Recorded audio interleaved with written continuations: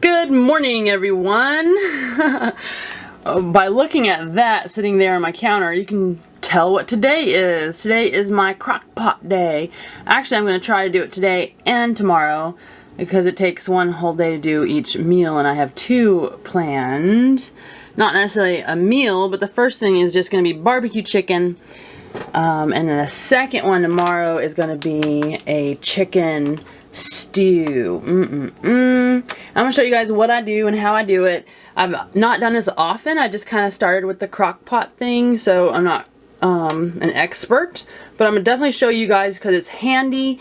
It saves you time. You can freeze these meals into little individual portion sizes, and then anytime you're hungry at night, you don't have anything made, you just pull it out and you have a meal already made. Bam. So it's awesome. I'm showing you guys my fridge. I haven't actually quite cleaned it really good in a while, but it's not too bad. It's not embarrassing, so and I don't care. Here is my dad's. I put his fruits and veggies that I prepare in here. I just cut up and have them ready so that you can eat them. My condiments. I love condiments and stuff for my chicken. So yesterday I went to Publix and bought a whole bunch of chicken because they have it buy one get one free. I'll show you that in a second. I know you guys have been asking like what I eat during on a day-to-day basis, so here it is. That's my breakfast. I love the chobani, the vanilla and cinnamon. It has like less sugar and it's just really yummy. That's my dog's food. That's what I eat for breakfast. For after breakfast, like 2 hours later, I try to eat every 2 hours, I'll have maybe like 3 egg whites, or I'll have some cereal, which is back here. My cereal is Bob's Red Mill Muesli. It's really yummy and it's whole grains and it fills you up. After that, like 2 hours after that is lunchtime, or about an hour and a half after that, and so I have chicken or something that I make, and then after that I'll eat my vegetables, as snacks, fruits and vegetables until dinner, and then it's a chicken meal again. And that's basically what I eat. I really don't have much variety. The popcorn's only in here because I was stringing popcorn for Christmas. I don't eat it. I just don't like it. I actually bought Hamburger because it was on sale. Cottage cheese is excellent protein. Here's these yogurts. I only bought this one because I wanted to try it. I bought a coconut one and a lemon one. I did not like it. The coconut one, it was really rich and just, well, I don't know. I didn't like it. But this is my go-to yogurt for nighttime, because at nighttime, at the end of the day, I just want like a more treat, And this is like a candy bar to me. I love it. So that's what I have at night before I go to bed for dinner. Well, kind of after dinner.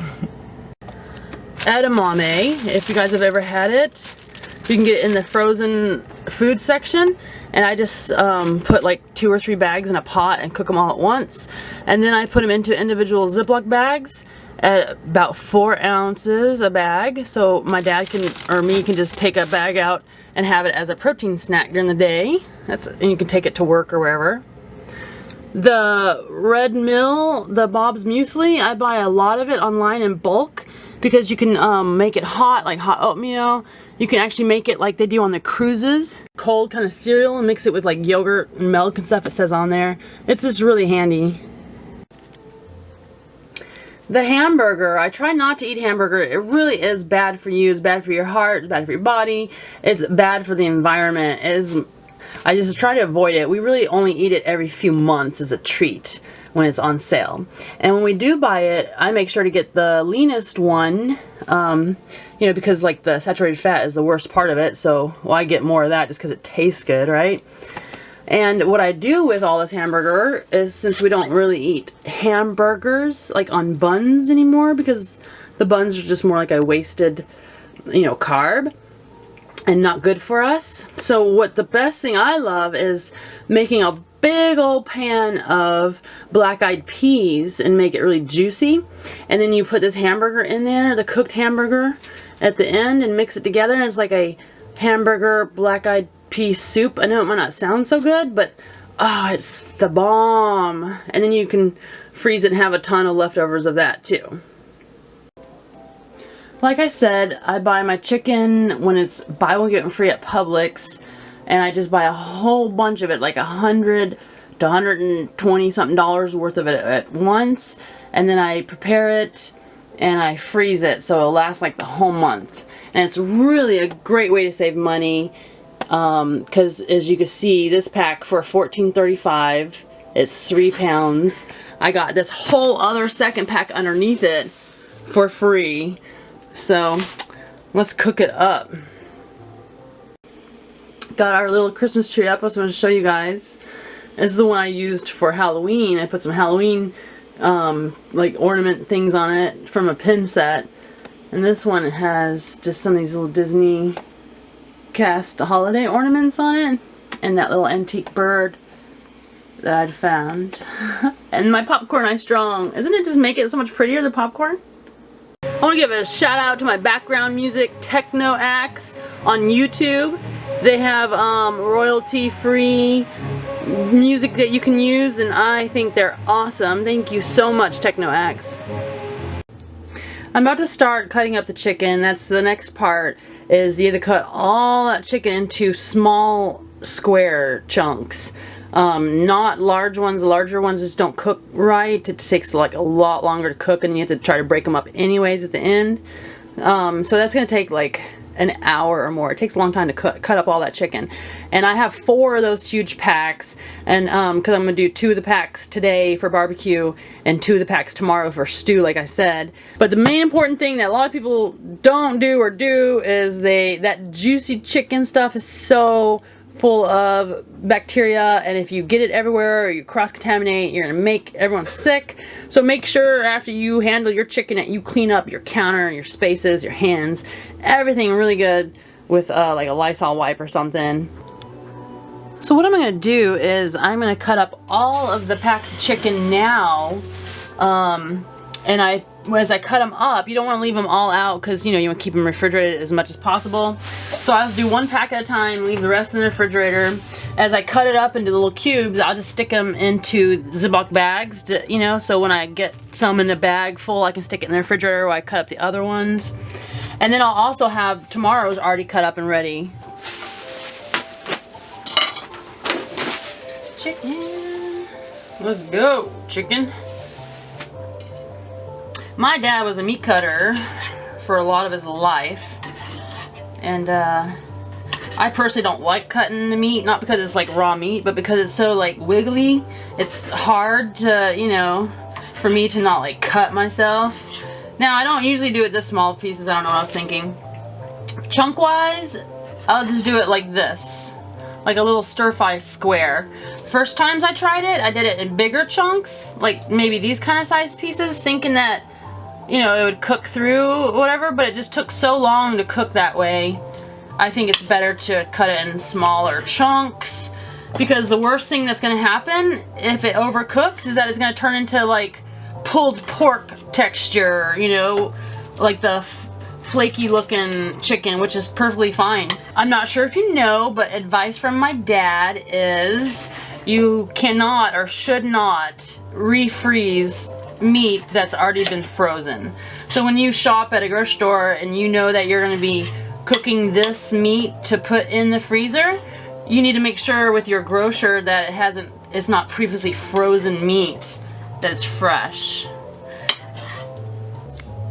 Okay, so like I said, I've only recently started using the slow cooker or the Crock-Pot or whatever it's called, so I'm not an expert. I like to, but that's why I love cooking. I love to cook. I'm not a baker, and the reason is because when I cook, I just don't really follow like instructions. I like to just play with ingredients and spices and stuff and just, you know, tweak it like every time till I find it perfect. Whereas baking, you have to just put the certain measurements in there, and you can only really play a little with like maybe some flavors. You can't really be as experimental. So each time that I, you know, make something, it's always a little different, and I don't have exact directions, so we're just gonna play around like I do. I did find out, well, of course, with the cooking on a crock pot, the secret is, in case you haven't ever done it or this is new for you, is the lid, is the steam, the heat. And so when you're making your food, even though it's going to be extremely tempting to open it up and stir it or check it.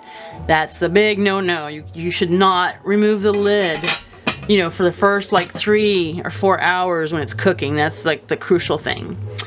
So the first time I made the barbecue chicken, I had put the chicken in here and I put my sauce in here and I let it cook down, and it did not turn out good because chicken, when it's gonna cook down, it's gonna have juices that come out of it and some of the fat that comes out of it, and it's gonna have a lot of liquid in the pan, and it's gonna make your sauce turn into like a liquidy, not very flavorful. It just wasn't good. I have 2 of these bags of chicken. One of these bags is 1 whole pack, one of those $15 packs. So I just dump them both in here. That's about 6, this isn't, it's gonna be about 6 pounds of cut up chicken. And I'm gonna add some like spices and stuff to it now while it's cooking. You can put a little pepper in there. Garlic. My dad does not like garlic powder. I would use it way more if he did, but some things you just have to have a little garlic in it to give it the taste. So I put it in some of the foods, because he does eat like Chinese and stuff, which has a ton of garlic. He just doesn't specifically like it. Salt. I don't put a lot in the beginning because flavoring it when it's done is easier and safer. You can always add to it, you can't take it away. So if you make it too salty or too flavorful, it's gonna just be ruined. And then when I start to cook it, I do put a little sauce in there in the beginning just to kind of give it some of that flavor as it's cooking, even though I know that sauce is gonna be dumped back out. Because what's gonna happen is I'm gonna turn this on high, the temperature, and I'm gonna let it cook for 3 hours. And when it's done, the chicken's not gonna be cooked, but when it's done cooking for 3 hours, there's gonna be a lot of juice in there, and I'll show you guys. And we're gonna have to drain that juice before we really put the sauce in there and finish cooking it. I actually ended up adding more meat to the pot because I like to get it like 3/4 full, because I use the chicken, I forgot to tell you guys, that I use it 2 ways. I keep it in large barbecue chunks, you know, just to have like as a meal with something like, you know, macaroni and cheese or rice or whatever it is you guys want to have with it. And then I also chop it up, half of it up into little like I said, like pulled pork sized pieces, because I love to put it on tortilla chips. My favorite is the Publix Greenwise yellow corn chips. They also make blue and white, but I like the yellow. They're organic. I don't like to eat corn that isn't organic because of you know, the GMO and all that. But if you put the cut up barbecue on the chips with a little cheese and stick it in your oven, broil it for like, I mean not broil it, but bake it like at 350 for 6 minutes. Oh my goodness, it's so good. So I prepare what I call chopped barbecue for this, so I can just pull it out and have it a little like tortilla treat. So while I'm waiting for that to cook, I'm going to go ahead and prepare my food for tomorrow's crock-pot meal. That's going to be a different video. 2 hours left. It's been an hour, and this is what it looks like. All that liquidy, that condensation that gathers and then drips back in. It smells delicious. You can't really see inside. I was trying to get a little clearer part. You can't really see in there through the camera, but I can see in there a little better, and you can see that some of the meat around the bottom, the edges, is starting to turn white, whereas the stuff on the top here is still, you know, translucent like chicken, and it gives you that urge to want to open it and stir it up so it cooks, you know, better, but don't resist the temptation. Don't open it. Since I've been cooking all morning and afternoon, it's lunchtime, it's late, and I just don't have the energy or the time to actually cook lunch, so I'm gonna pull some from the freezer. This is exactly why I'm doing the crock-pot cooking, is to have this convenience right here. So it's lunchtime, I'm hungry, I went to my freezer and I picked out one of my new favorite chicken meals I make, and I call it just peanut because it's like a Thai peanut with zucchini, and you just pop it in the microwave and you just get a delicious, it tastes just as fresh as the day I made it, peanut butter sauce chicken with zucchini. Okay, it is time up. I'm gonna open the lid. I have waited 3 hours for this moment. Let's see what it looks like.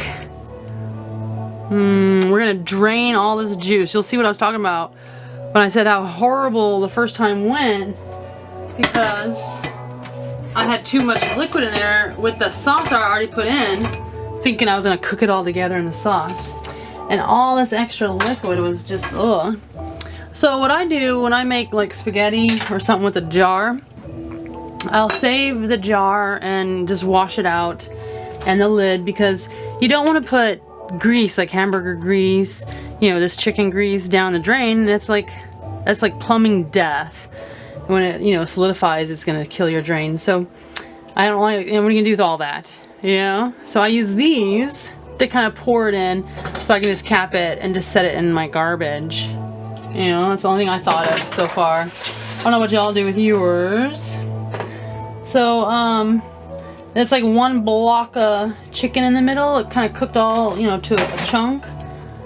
And all that liquid is floating in.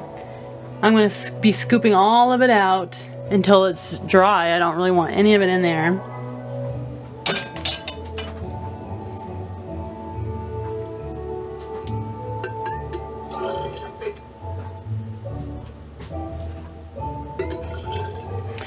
Now people put a lot of stuff in their barbecue sauce if they, you know, if you want to add to it. I've seen people add coffee, whiskey or bourbon, vinegar, a sweetener like maple syrup, brown sugar, honey, what else? Onion powder, garlic powder, ketchup. There's like barbecue spice packs. There's lots of stuff you can use. I use that Sweet Baby Ray's. I just like it. And I do add 2 ingredients to it, because once it cooks down in here, it kind of loses some of its barbecue flavor. It doesn't have that punch to it that you might want from a barbecue. So I add in vinegar and brown sugar. The vinegar kind of gives it back some of that kick that it's going to lose by cooking in here. So when you do this, I still have to get juice out of the bottom. I'll finish that off camera. When you do this, you can see how cooked the chicken is through here. It's not going to be totally cooked, but it's going to start, you know, coming apart when you cut into it. Like, see that cut smoothly. It's almost cooked. And that will help you judge how long you need to cook it for more. It's going to at least cook another hour to 2 hours. Minimum an hour. When you cut it in here or stir it in here with a spoon like this, it's very dangerous, because you can crack this ceramic-y porcelain thing, you know, easily. So be careful. And I wouldn't suggest trying to cut it up in here, because it's for the same reason. So I'm going to finish draining it. So here it is drained, like totally drained. I take it out, I tip it, I scoop all I can out. The easiest thing to use is this measuring cup here, like a little measuring cup thing. And then in the very end, you can use a little paper towel to get it done. So what I'd like to do is I just gently kind of go like this in it, and it kind of breaks up some of the chunks. So after you get your arm workout and do that for a while, I want to also say that the bottom of this pot, of course, is going to cook a lot quicker than the top part of the pot. And you're going to want to make sure you get all down that bottom and bring it up to the top and kind of rotate it so it doesn't, you can see it's way more cooked down there on the edges. You want to make sure you really stir it up, or it's going to burn. The chicken, I found that out. The chicken will burn and it'll turn like a dark black and it'll look funky. It might not taste quite the same, a little burnt-ish, but it's still edible. I ate it. Like I said, I like the Sweet Baby Ray's, just the original barbecue sauce. I also use the hickory and the honey. I like those 3. I usually combine them. Again, I'm going to do salt, garlic powder, some black pepper. I don't know how much. I don't ever measure. Sorry, guys. I just do that.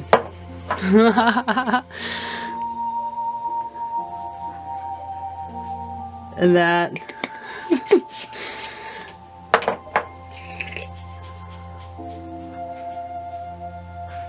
I would probably go a little heavier on that if it wasn't, like I said, for my dad not liking it. Oh, let me do the sugar, brown sugar. This is just a little plastic spoon. I'm gonna put like 3 or 4 of those in there.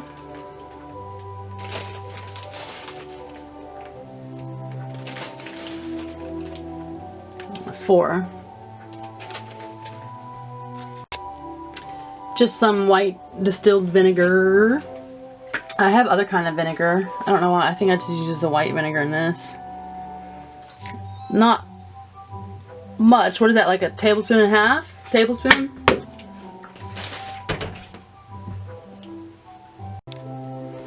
A little liquid to stir all that up in there before I put the rest of the sauce.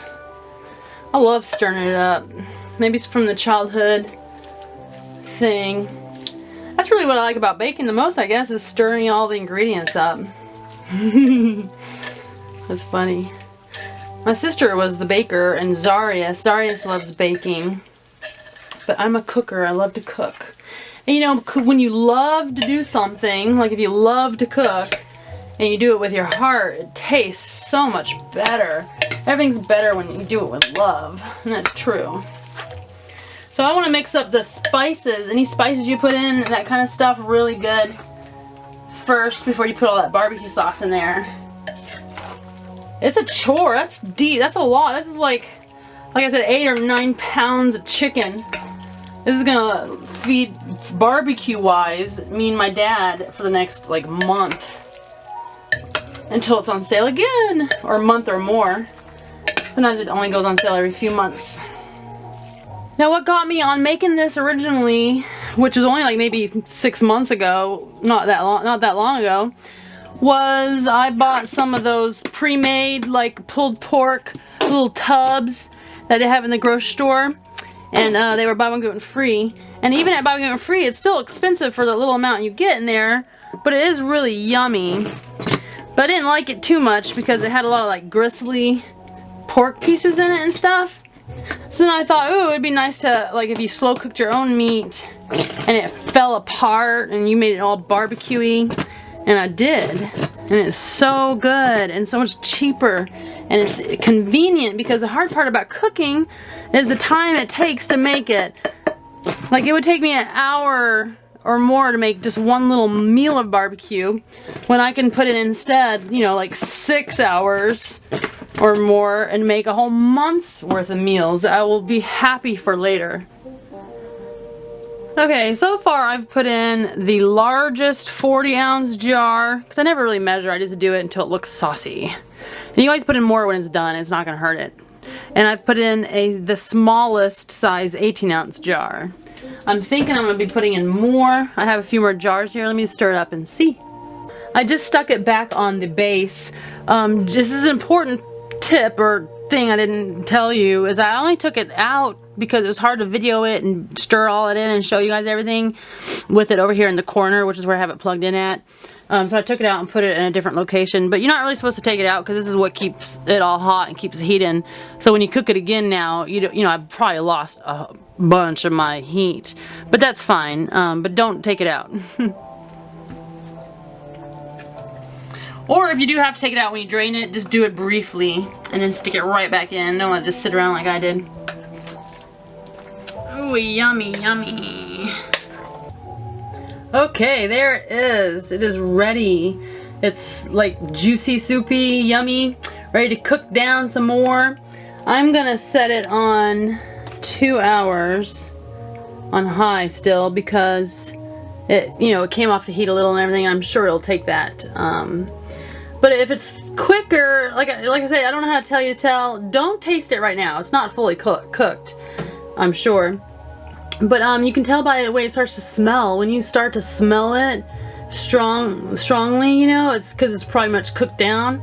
And then if it's been at least an hour or an hour and a half, you can open the lid and stir it and, you know, taste it and see if it's tender enough. By then it won't be the actual like is it cooked, because it'll be cooked.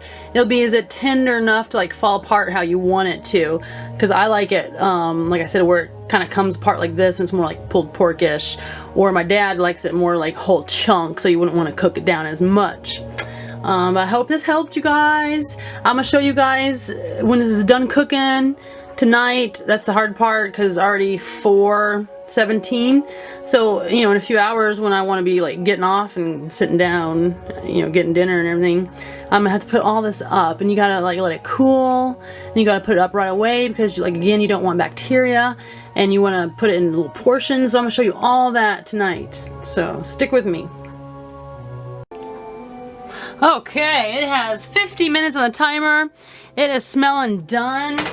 I lifted the lid a moment ago and gave it a little stir, and I believe it is done. There was a lot of bubbles. You can see the sauce bubbling up, and it just, like I said, it has that smell of it's being done. So when I gave it a stir and pulled up some of the bigger pieces of chicken, as soon as you start to like touch them or cut them, they just fall apart in half very, very easily. So it is done. It's finished. I'm going to turn it off, give it a good stir. You don't want that bottom to burn. That is a lot of yummy looking barbecue chicken. Let me show you what I'm going to do next with this. What I'm going to do is dump it onto pans to cool quickly, because in that hot black thing, even if you take it out of the metal base, it's still gonna, you know, just sit there and be really super hot. So you want to spread it out onto something to cool. Silly me, I usually use these, hot oven. I usually use these bigger pans like this right here and that one to spread it out in, but I started roasting. I just let the steam out. Well, I just put them in. I just started roasting some sweet potatoes because I was cutting them for tomorrow's stew, so I cut extra for roasting. So I'm going to start dumping this out in this pan, this littler one. It smells so good in my house, you guys. Now it smells like barbecue and roasting sweet potatoes. This is so yummy. So as you can see, it's a little shreddy pieces with big chunks. I'm going to leave like half the pot, maybe a little less, just like this, and I'm going to bag it up like this. And the other half I will chop into thinner pieces using, let me just go ahead and show you, because I'm not sure if I'm going to do it tonight. I might just put it in the freezer in a big bag and finish it in the morning once it's cooled, when I have more time. I'm reaching above my kitchen. I found this in my mom's stuff. It's an old chopper. It looks like it's from like the 50s. It's a really like nice old glass jar. I don't use the jar, and I wouldn't do it on this baking pan, but the older baking pan in my oven, it doesn't really hurt it. What I do when it's like this spread out, I just like go around and I chop it. You can use a knife, it just takes forever. So if you have some kind of like chopper, it just kind of like chops into thinner, you know, pieces to where it's more like pulled pork. And then I bag it up. Oh, I forgot, I recently found this one by Faberware or whatever in my mom's stuff. It's like a vegetable-y kind of little food processor, hand processor. But if you take it apart like you're gonna wash it, it has this nice blade here, which I can easily just cut it like that. You know what I'm saying? With the blade. And then for bagging it up, years ago, oh my gosh, I got this so many years ago when we first started doing our like a diabetic diet kind of diet, where you have to, we were weighing out our meat and everything. And then we also used it for our like our pin store and stuff. It's just a digital postal scale. And I weigh out the chicken into small Ziploc bags. There's the scale. You're like 4.5 ounces, I think, is like a average serving of like protein. So I put like maybe 8 to 9 ounces in a bag, because when I thaw that one bag out, it's gonna, you know, be for me and my dad. So if you wanted only your own little individual portion, just put like 4 to 5 ounces in, you know, a little bag. And then that every time you want to have like a lunch or dinner, you just pull out that little portion, and it's just, you know, a good amount of protein to go with your, you know, fiber or vegetables or whatever else. And another tip would be, when it's like right now hot, Don't let it cool too much because bacteria, and but you don't want to put it up hot. And then you don't want to put the warm food directly into the freezer because it'll like kind of start to melt your other food, and it won't freeze all the way in the center, which can definitely cause bad bacteria.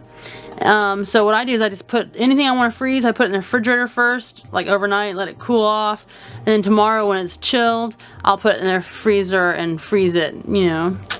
So that was my barbecue chicken mass produced. I hope you guys enjoyed it. Thank you guys for watching. Stay tuned for more. I will be making more. Like I said, about the stew is next, and then I want to do the peanut butter squash chicken.